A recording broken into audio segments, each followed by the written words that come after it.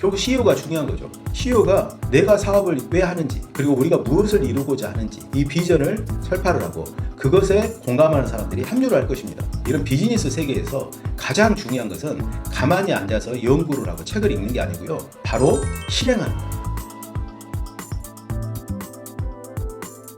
안녕하세요. 유니콘 빌더 장 대표입니다. 지난 영상에서는 스타트업에 투자할 때 꼭 확인해야 될 6번째 창업가에 대해서 말씀을 드렸습니다.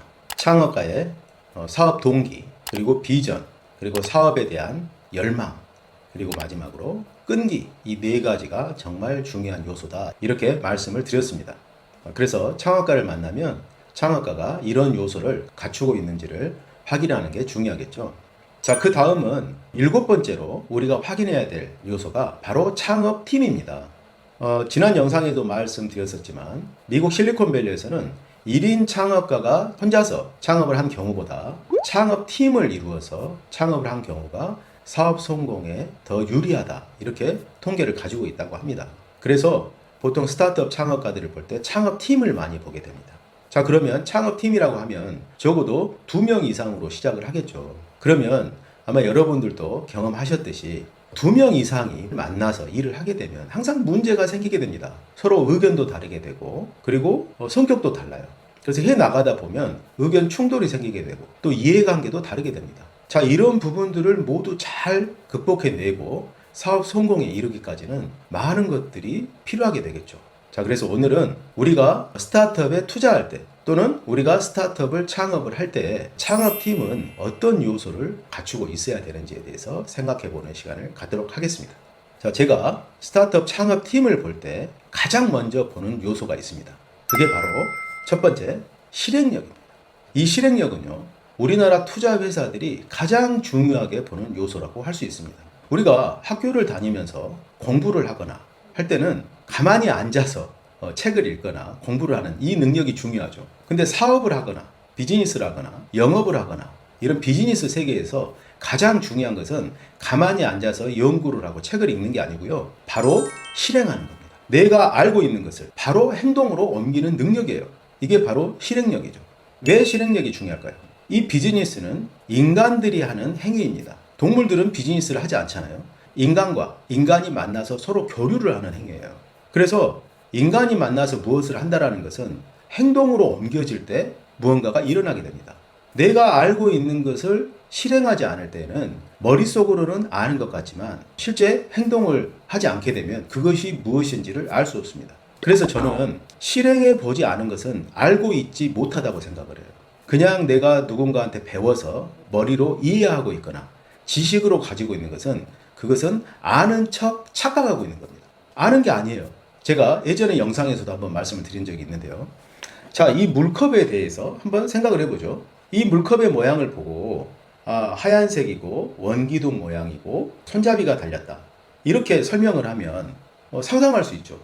물컵이 이렇게 생겼구나. 그런데 정확히 이 물컵이 어떤 건지 모릅니다. 그런데 저처럼 이 물컵의 손잡이를 잡고 물컵을 만져보고 물컵을 보게 되면 이 물컵을 설명 듣지 않아도 무엇인지 알 수 있어요.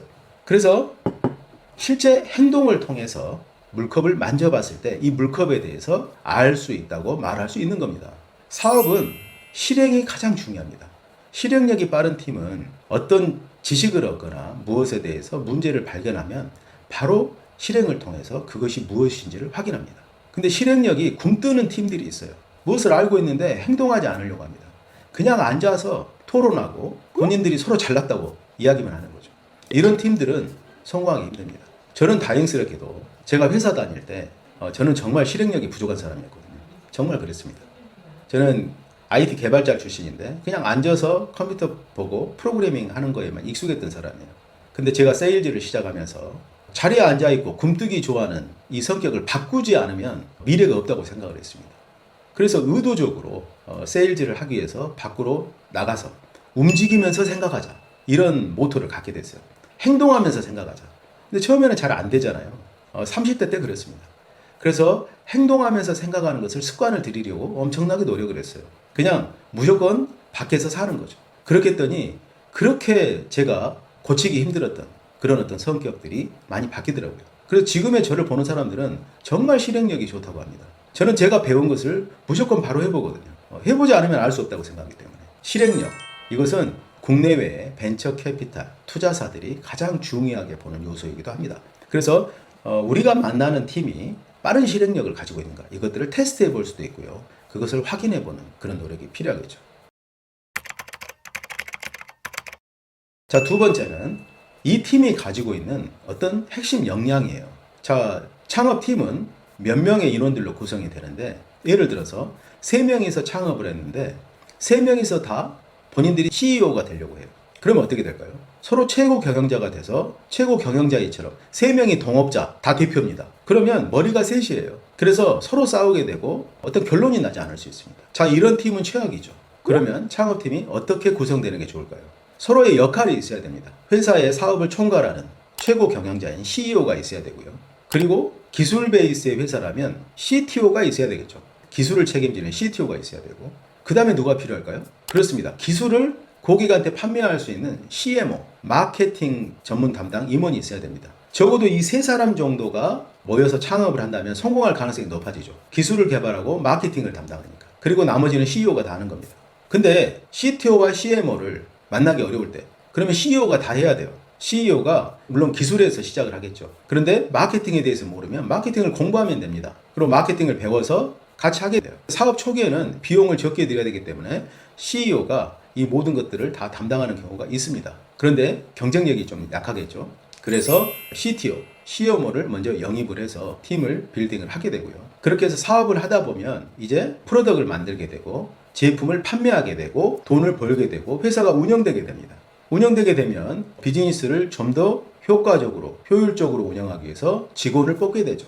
자, 직원을 뽑게 되면 기존의 사업이 오퍼레이션 되면서 이게 돌아가게 되고요. 그리고 뭔가 새로운 아이템을 또 개발하기 위해서는 또 개발을 하는 이런 부서가 따로 있어야 됩니다. 자, 이럴 때 COO가 필요합니다. 오퍼레이팅 오피서죠. 사업을 운영하는 운영 담당 임원이 있어야 돼요. 그래서 기존 사업을 운영을 하면서 CTO는 새로운 제품을 개발을 하고 CMO는 기존 제품을 마케팅을 하고 여러 채널을 통해서 제품을 알리는 거고요.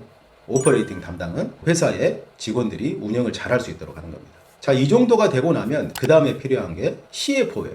이제는 본격적으로 회사가 외부에서 투자 유치도 하고, 그리고 좋은 투자자를 만나고, 그리고 회사의 가치를 높이기 위해서 재무제표를 관리하는 이런 또 역량이 필요합니다. 자, 이렇게 CEO, CTO, CMO, 그리고 COO, 그리고 CFO. 자, 이런 각각의 핵심 기능을 가진 전문가들이 모여서 팀을 빌딩을 하게 되면 성공 가능성이 훨씬 높겠죠. 이 여러 명의 역량이 하나로 모여지면서 회사의 능력이 훨씬 커지겠죠. 그런데 처음에 창업자 혼자서 이 모든 역량을 혼자서 한다 그러면 아무래도 부족하겠죠. 그래서 실리콘밸리에서는 창업팀의 구성을 보게 되고 이 각각의 임원들이 어디 출신이고 그리고 어떤 능력을 갖는지 이거에 대해서 구체적으로 확인하는 작업을 하게 됩니다.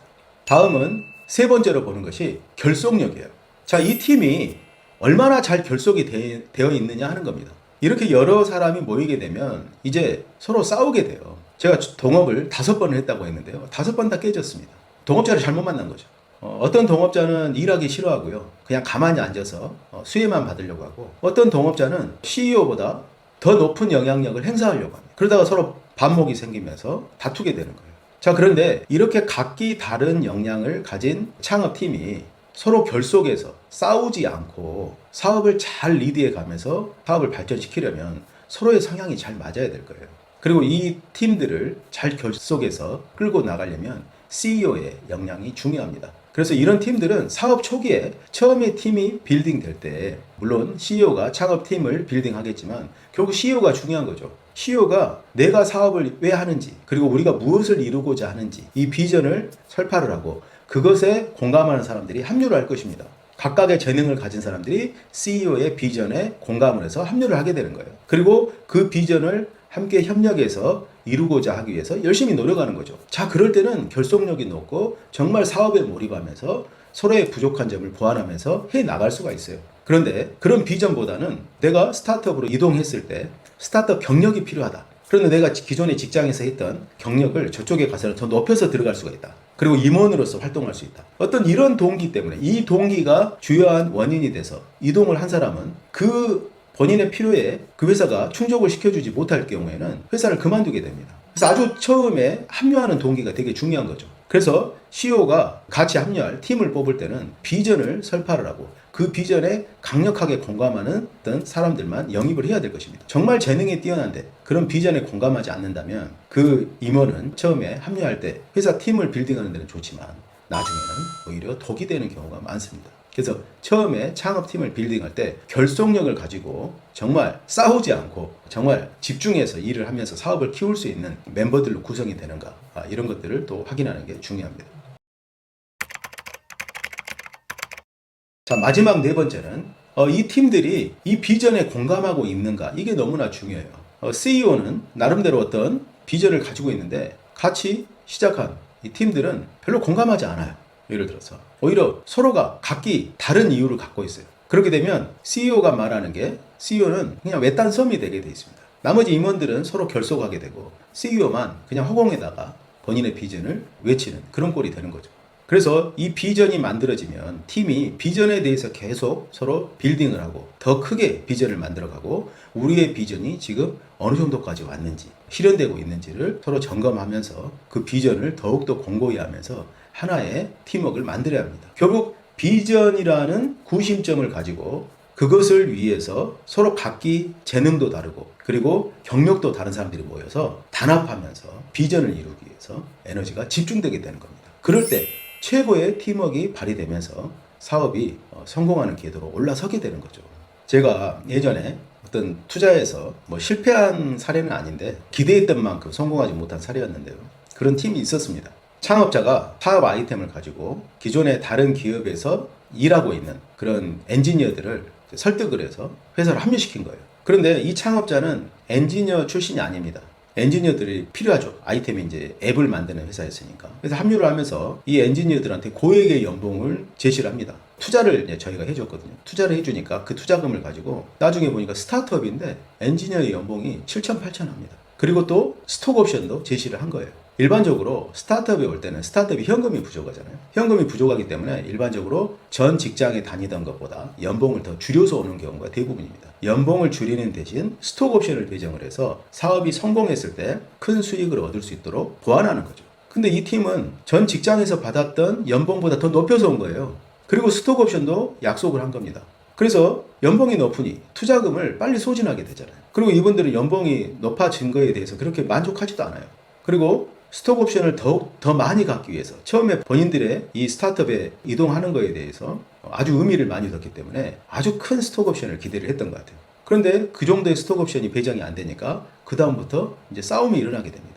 그러면서 합류했던 엔지니어끼리는 하나로 뭉치고 대표는 그들이 어떤 대화를 나누는지 모르는 거예요. 그러면서 나중에 회사가 결국 분해되는 그런 경험을 한 적이 있습니다. 그래서 처음에 항상 그런 것 같아요. 우리가 직원을 채용할 때도 우리 회사가 어떤 회사고 어떤 비전을 가지고 있는지에 대해서 공감하는 사람을 뽑게 되면 그 직원은 열심히 일을 합니다. 그런데 본인이 잘났어요. 뛰어난 재능을 가지고. 그래서 내가 이 회사에 가서 뭔가 기여를 해주는 이런 입장에서 그럼 회사도 이 사람이 우리 회사 비전에 별로 공감은 하지 않지만 그 사람의 재능이 필요해서 그 사람을 채용을 하게 되면 결국은 그 사람이 회사에 분쟁을 일으키는 그런 일들을 하게 됩니다. 창업 팀도 마찬가지예요. 서로 뜻이 맞고 비전에 공감하는 사람들끼리 모일 때 오히려 재능이 좀 부족하더라도 단합해서 부족한 점을 메꿀 수 있기 때문에 더 힘을 발휘할 수가 있습니다. 그래서 뜻이 맞는 사람들끼리 하나의 비전을 보고 팀을 이루는 것이 훨씬 더 중요하다 이렇게 생각을 합니다. 자, 우리가 투자자로서 어떤 회사를 만나게 되면 저는 가장 먼저 물어보는 게 이 팀들이 어떻게 만났습니까를 물어봅니다. 어떤 과정을 통해서 만났는지 그리고 이들이 결속력이 있는지 그걸 통해서 이 창업팀의 가능성을 확인하게 됩니다. 자, 오늘은 스타트업에 투자할 때 가장 먼저 확인해야 될 7번째 창업팀에 대해서 생각해 봤습니다. 감사합니다.